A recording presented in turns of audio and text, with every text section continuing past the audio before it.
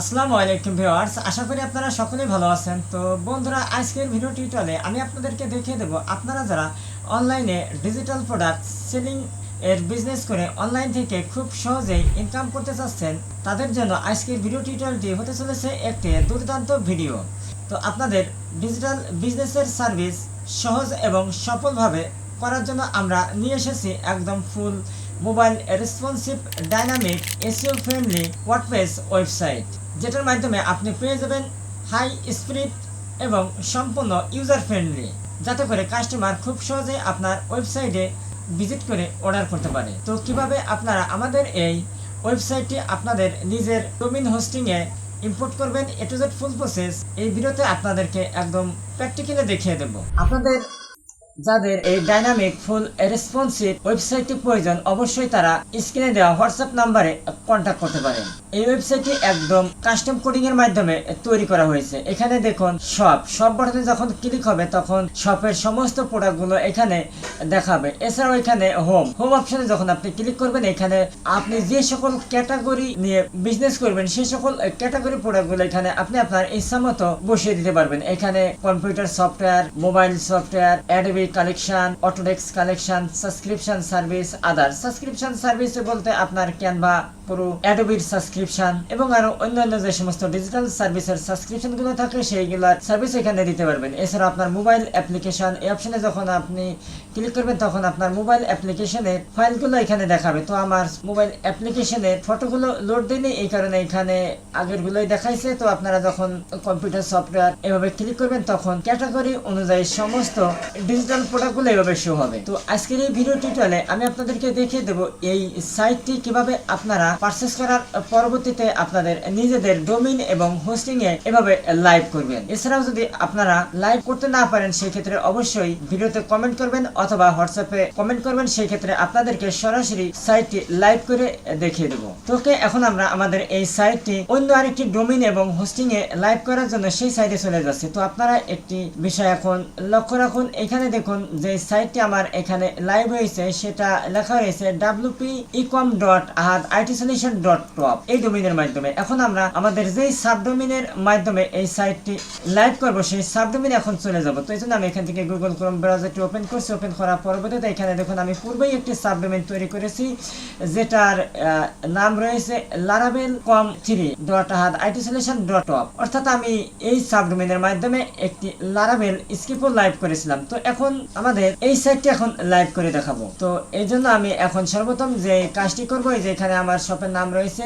Online digital shop. এখন এখান থেকে আমি স্ক্রলিং করে নিচে দেখতে পাচ্ছি ড্যাশবোর্ড থেকে আমি এখানে প্লাগইন থেকে অ্যাড প্লাগইন এই অপশনে ক্লিক করছি। তো দেখুন অ্যাড প্লাগইন অপশনে ক্লিক করার পরবর্তীতে এখানে বিভিন্ন ধরনের প্লাগইন আমরা দেখতে পাচ্ছি। তো আমাদের নির্দিষ্ট যে প্লাগইনটি রয়েছে সেই প্লাগইনটি এখন আমরা এখানে সার্চ প্লাগইন এই অপশনে ক্লিক করে সার্চ করে নেব। তো এই জন্য এখানে সার্চ প্লাগইন এই অপশনে আমি লিখছি WP Vivalid।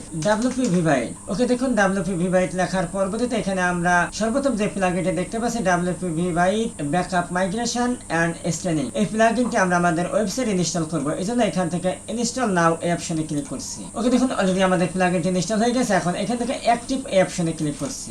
ওকে, অলরেডি আমাদের প্লাগইনটি অ্যাক্টিভ হয়ে গেছে। এখন আমরা যে কাজটি করব, তো দেখুন এখানে কিন্তু ড্যাশবোর্ড থেকে যে আমরা এইমাত্র যে প্লাগইনটি ইনস্টল করছি সেই প্লাগইনের নামটি দেখা যাচ্ছে WP Vivalid ব্যাকআপ। এখন এখানে যদি সরাসরি প্লাগইনটি ইনস্টল হবার পরবর্তীতে এটা শো না হয় তাহলে অবশ্যই আপনারা এই অপশনে ক্লিক করবেন। ক্লিক করার পরবর্তীতে এইভাবে আপনার ড্যাশবোর্ডটি ওপেন হয়ে যাবে। ওপেন হওয়ার পরবর্তীতে এখন এখানে আমরা যে কাজটি করব, আমরা আমাদের এই ওয়েবসাইটের যে ব্যাকআপ ফাইলটি আছে সেই ব্যাকআপ ফাইলটি আমি পূর্বেই কিন্তু ডাউনলোড করে রাখছি। এখন যে কাজটি করব, এই ডোমেইনে আমরা সেটা আপলোড করব। তো আপলোড করার জন্য এই যে এখানে দেখুন লেখা রয়েছে আপলোড এই অপশনে ক্লিক করছি। আপলোড অপশনে ক্লিক করার পরবর্তীতে এই যে এখানে আমরা এখন লেখা দেখতে পাচ্ছি আপলোড ফাইলস হেয়ার এই অপশনে সিলেক্ট ফাইল এই অপশনে ক্লিক করছি। ক্লিক করার পরবর্তীতে তো আমার এটা এখানে সরাসরি ওপেন হয়েছে। এখন আপনার সিলেক্ট ফাইল অপশনে ক্লিক করার পরবর্তীতে আপনার ফাইলটি যেই ফোল্ডারের মধ্যে থাকবে সেই ফোল্ডারটি আপনি দেখে দেবেন। তো আমার ফাইলটি ফোল্ডার 2 অপশনে রয়েছে। এখানে দেখুন ডিজিটাল শপ, এটা হচ্ছে আমার ব্যাকআপ ফাইল। এটাকে আমি সিলেক্ট করে দিয়েছি। সিলেক্ট করার পরবর্তীতে এখন এখান থেকে ওপেন এই অপশনে ক্লিক করছি।